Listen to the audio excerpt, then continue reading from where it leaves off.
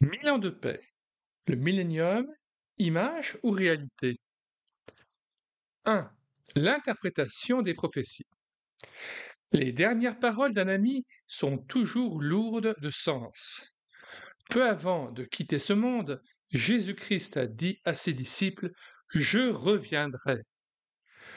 Pendant ces années d'attente, l'Église fonde sa joyeuse espérance sur ces paroles. Mais beaucoup de chrétiens n'en ont jamais saisi toutes les implications, tandis que d'autres les faussaient après les avoir comprises de travers. Dans cette étude sur les fondements du prémillénarisme, notre but n'est pas de nourrir la controverse. Il existe déjà une littérature polémique sur ce thème, mais de répondre à un besoin, présenter cette position doctrinale avec précision et dans un esprit positif. Nous ne prétendons pas que les prémillénaristes soient d'accord entre eux sur tous les points, pas plus que les amillénaristes. Il existe deux groupes prémillénaristes principaux. L'école historique qui croit au règne terrestre de 1000 ans, mais ne distingue pas nettement Israël et l'Église. G.E. Ladd, The Meaning of the Millennium, InterVarsity Press, page 20. Les dispensationalistes qui voient un programme distinct pour chacun d'eux. Ce livre présente cette deuxième position. Toutefois, nous ne croyons pas que cette divergence d'opinion constitue un problème majeur qui invaliderait l'ensemble de la thèse millénariste. En fait, les lignes directrices que nous estimons bibliques demeurent, et ce sont elles qui forment la base du prémillénarisme. 1. Les systèmes d'interprétation. Le mot millénium vient de deux mots latins, mille, 1000, et annus, année. Il ne se trouve pas sous cette forme dans la Bible, mais l'expression grecque équivalente apparaît 6 fois dans l'Apocalypse, chapitre 20, versets 2 à 7. Nous avons fait le choix de lire l'intégralité du chapitre 20 de l'Apocalypse. Puis je vis descendre du ciel un ange qui avait la clé de l'abîme et une grande chaîne dans sa main. Il saisit le dragon, le serpent ancien, qui est le diable et Satan, et il le lia pour 1000 ans. Il le jeta dans l'abîme, ferma et scella l'entrée au-dessus de lui, afin qu'il ne séduisît plus les nations, jusqu'à ce que les 1000 ans fussent accomplis. Après cela, il faut qu'il soit délié pour un peu de temps. Et je vis des trônes, et à ceux qui s'y assirent fut donné le pouvoir de juger.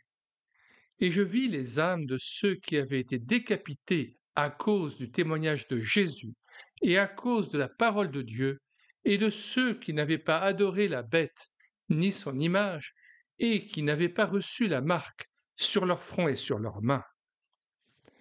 Ils revinrent à la vie, et ils régnèrent avec Christ pendant 1000 ans. Les autres morts ne revinrent point à la vie jusqu'à ce que les 1000 ans fussent accomplis. C'est la première résurrection. Heureux et saints ceux qui ont part à la première résurrection. La seconde mort n'a point de pouvoir sur eux, mais ils seront sacrificateurs de Dieu et de Christ, et ils régneront avec lui pendant 1000 ans. Quand les 1000 ans seront accomplis, Satan sera relâché de sa prison, et il sortira pour séduire les nations qui sont aux quatre coins de la terre, Gog et Magog, afin de les rassembler pour la guerre. Leur nombre est comme le sable de la mer. Et ils montèrent sur la surface de la terre, et ils investirent le camp des saints et la ville bien-aimée. Mais un feu descendit du ciel et les dévora. Et le diable, qui les séduisait, fut jeté dans l'étang de feu et de soufre, où sont la bête et le faux prophète. Et ils seront tourmentés jour et nuit au siècle des siècles. Puis je vis un grand trône blanc et celui qui était assis dessus. La terre et le ciel s'enfuirent devant sa face, et il ne fut plus trouvé de place pour eux. Et je vis les morts, les grands et les petits, qui se tenaient devant le trône. Des livres furent ouverts, et un autre livre fut ouvert, celui qui est le livre de vie. Et les morts furent jugés selon leur œuvre, d'après ce qui était écrit dans ces livres. La mer rendit les morts qui étaient en elle, la mort et le séjour des morts rendirent les morts qui étaient en eux. Et chacun fut jugé selon ses œuvres. Et la mort et le séjour des morts furent jetés dans l'étang de feu. C'est la seconde mort, l'étang de feu. Quiconque ne fut pas trouvé écrit dans le livre de vie fut jeté dans l'étang de feu. Fin de la lecture d'Apocalypse chapitre 20 et retour au texte. Les doctrines sur le millénium portent des noms tels que chiliasme, millénarisme et prémillénarisme. En soi, ces termes désignent simplement une période temporelle, mais trois interprétations principales se sont développées à ce sujet. A. Le prémillénarisme. Les prémillénaristes se rattachent consciemment à la foi historique de l'Église. Le terme millénium est pris dans un sens large qui ne se limite pas à l'Église romaine ou aux communautés issues de la Réforme, lesquelles ont altéré l'enseignement de l'Église primitive. Pour le prémillénariste, la Bible, et en particulier ses prophéties, doivent être interprétées littéralement. Ainsi, les promesses données à Abraham et à David sont inconditionnelles. Leur accomplissement littéral est donc certain qu'il concerne le passé ou l'avenir. Les alliances conclues avec Israël n'ont été ni accomplies ni rendues caduques par l'Église, communauté distincte, fondée dans un autre temps, établie sur d'autres promesses et appelée à une destinée différente de celle des Juifs.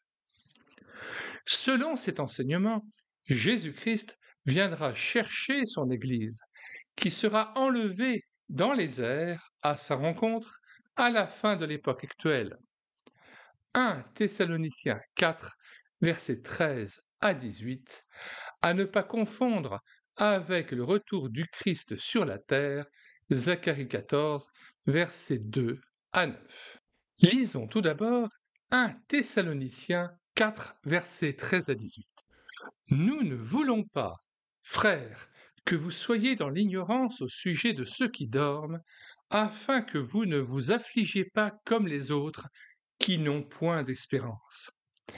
Car si nous croyons que Jésus est mort et qu'il est ressuscité, croyons aussi que Dieu ramènera par Jésus et avec lui ceux qui sont morts. Voici, en effet, ce que nous vous déclarons d'après la parole du Seigneur. Nous, les vivants, restés pour l'avènement du Seigneur, nous ne devancerons pas ceux qui sont morts. Car le Seigneur lui-même a un signal donné à la voix d'un archange, et au son de la trompette de Dieu descendra du ciel, et les morts en Christ ressusciteront premièrement. Ensuite, nous les vivants, qui serons restés, nous serons tous ensemble enlevés avec eux sur des nuées à la rencontre du Seigneur dans les airs, et ainsi nous serons toujours avec le Seigneur. Consolez-vous donc les uns les autres par ces paroles. Lisons maintenant Zacharie 14, versets 2 à 9. Je rassemblerai toutes les nations pour qu'elles attaquent Jérusalem. La ville sera prise, les maisons seront pillées et les femmes violées. La moitié de la ville ira en captivité, mais le reste du peuple ne sera pas exterminé de la ville. L'Éternel paraîtra, et il combattra ces nations comme il combat au jour de la bataille. Ses pieds se poseront en ce jour sur la montagne des Oliviers, qui est vis-à-vis de Jérusalem, du côté de l'Orient. La montagne des Oliviers se fendra par le milieu, à l'Orient et à l'Occident, et il se formera une très grande vallée. Une moitié de la montagne reculera vers le septentrion et une moitié vers le midi. Vous fuirez alors comme vous avez fui devant le tremblement de terre au temps d'Osias, roi de Juda. Et l'Éternel mon Dieu viendra, et tous ses saints avec lui. En ce jour-là, il n'y aura point de lumière, il y aura du froid et de la glace. Ce sera un jour unique, connu de l'Éternel, et qui ne sera ni jour ni nuit. Mais vers le soir, la lumière paraîtra. En ce jour-là, des eaux vives sortiront de Jérusalem et couleront moitié vers la mer orientale, moitié vers la mer occidentale. Et il en sera ainsi été et hiver. L'Éternel sera roi de toute la terre. En ce jour-là, l'Éternel sera le seul éternel, et son nom sera le seul nom. Nous vous invitons à lire la suite du chapitre 14 du livre de Zacharie. J'ouvre là une parenthèse. L'auteur de cet ouvrage dit qu'il ne faut pas confondre l'enlèvement de l'Église avec ce qu'il appelle le retour du Christ sur la terre. Personnellement, je ne sais pas au nom de quoi on peut être aussi affirmatif, et s'il n'y aurait pas plutôt un seul retour de Jésus-Christ, plutôt que deux. L'homme voudrait pouvoir rationaliser et, au fond, prédire exactement les dates, les moments, les circonstances, la chronologie, l'avant et l'après, alors que Dieu, volontairement, a laissé ces choses floues. L'essentiel n'est-il pas que nous attendions le Seigneur, que l'épouse, l'Église, s'attende à lui dans la reconnaissance et la crainte de son nom? Souvenons-nous du passage d'Acte 1, verset 6. Alors les apôtres réunis demandèrent à Christ, « Seigneur, est-ce en ce temps que tu rétabliras le royaume d'Israël ?» Il s'agit là d'une question que posent les apôtres quand Jésus-Christ leur dit que si Jean a baptisé d'eau, ils seraient, eux, dans peu de jours, baptisés du Saint-Esprit.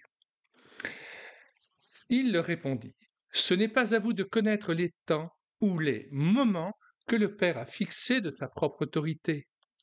Mais vous recevrez une puissance, le Saint-Esprit survenant sur vous, et vous serez mes témoins à Jérusalem, dans toute la Judée, dans la Samarie et jusqu'aux extrémités de la terre. »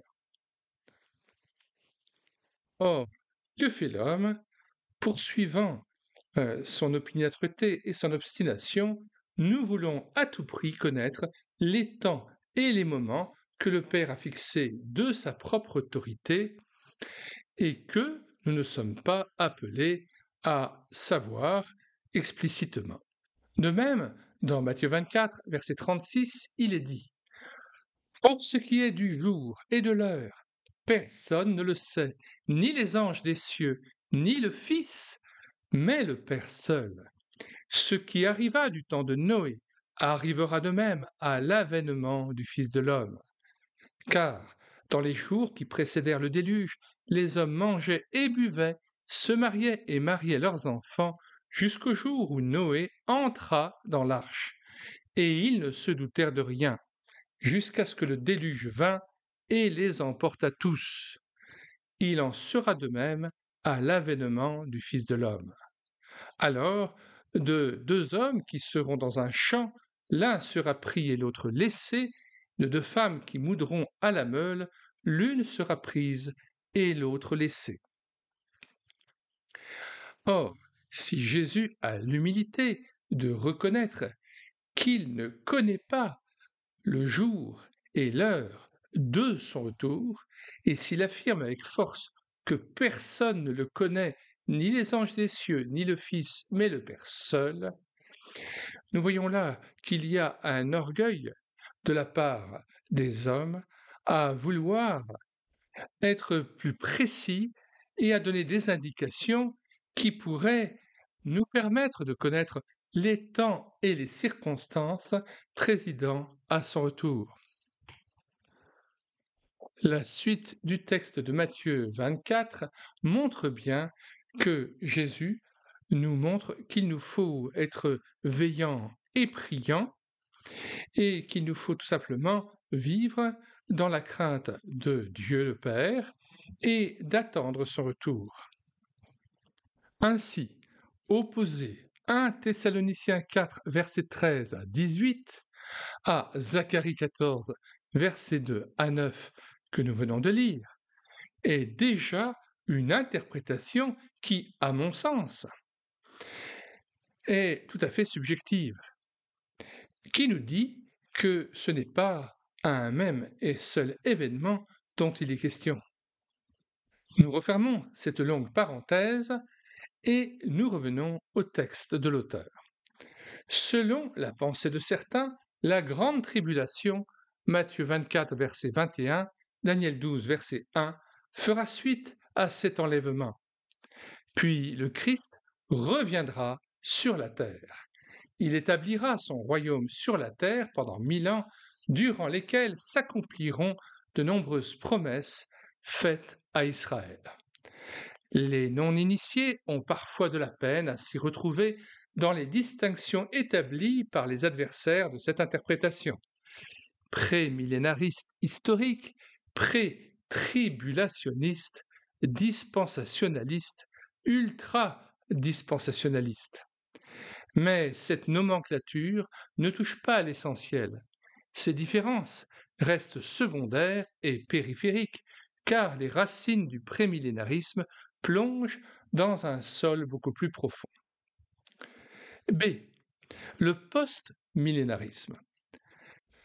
Cette interprétation, à laquelle Daniel Whitby, 1638-1726, a donné une forme théologique, affirme que 1000 ans de paix et de justice précéderont le retour du Christ.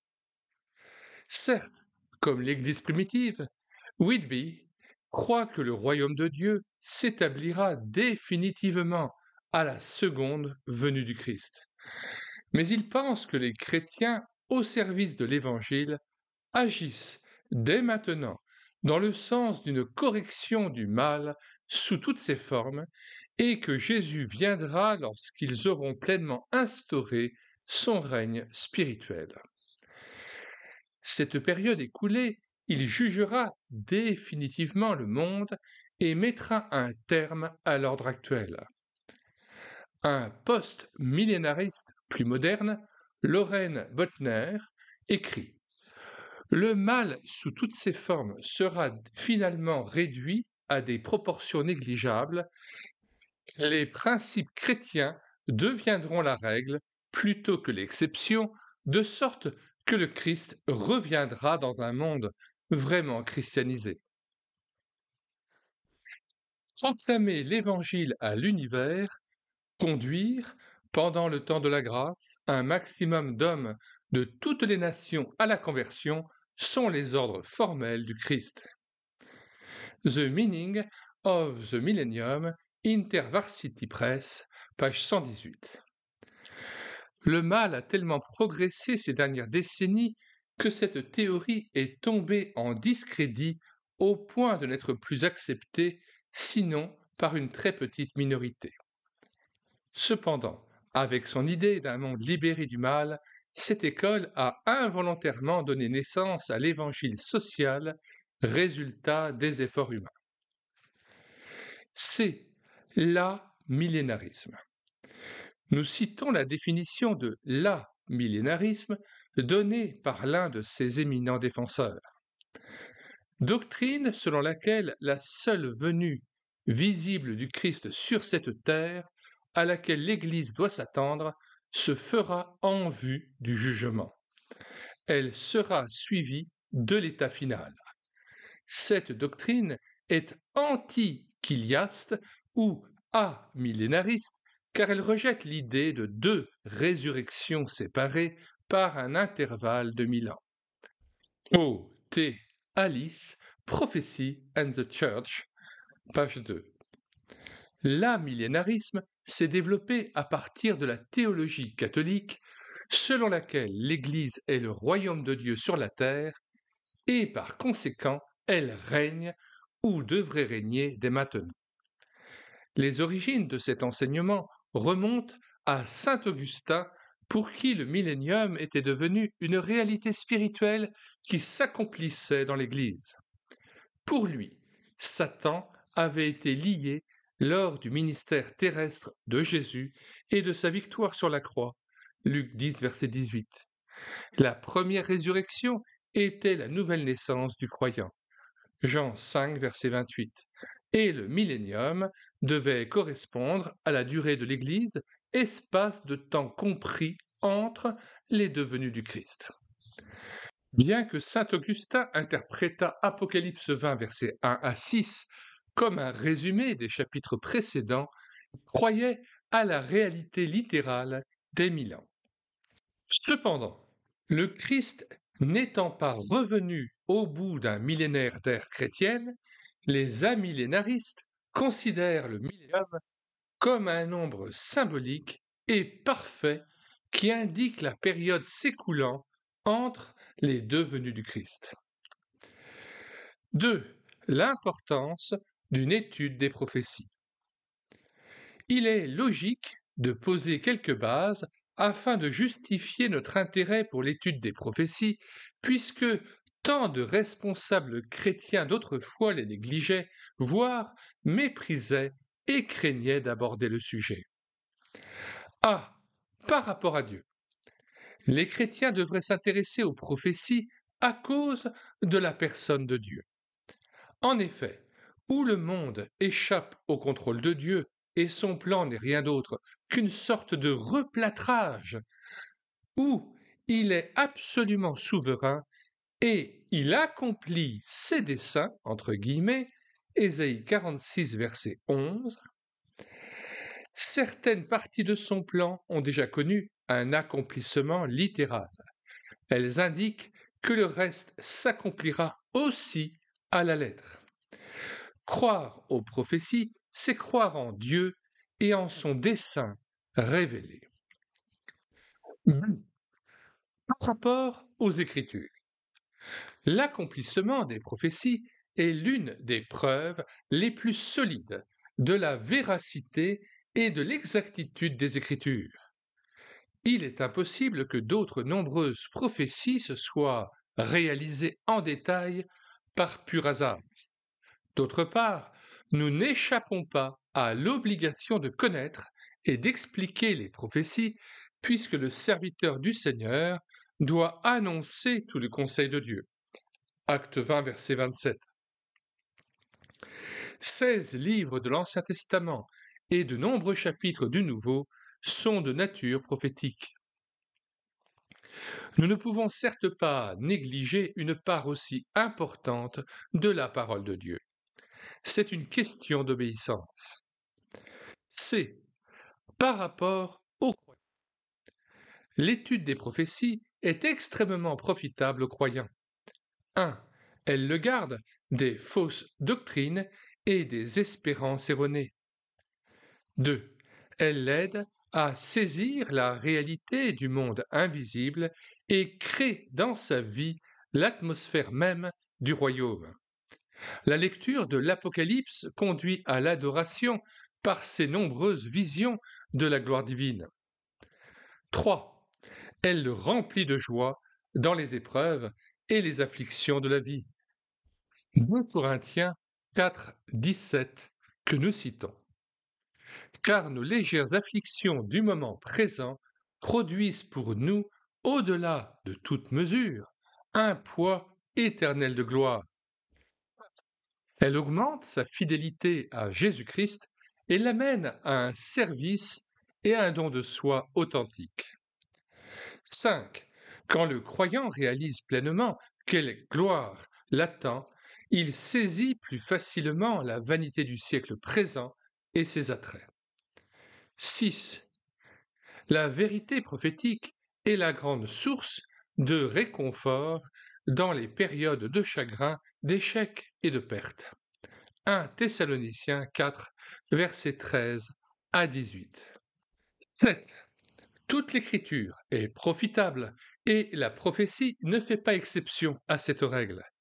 Elle produit et nourrit en effet une vie consacrée. 1 Jean 3, verset 3. Nous citons en contexte à partir du verset 2. Bien-aimés, nous sommes maintenant enfants de Dieu et ce que nous serons n'a pas encore été manifesté. Mais nous savons que lorsque cela sera manifesté, nous serons semblables à lui parce que nous le verrons tel qu'il est. Verset 3. Quiconque a cette espérance en lui se purifie comme lui-même est pur.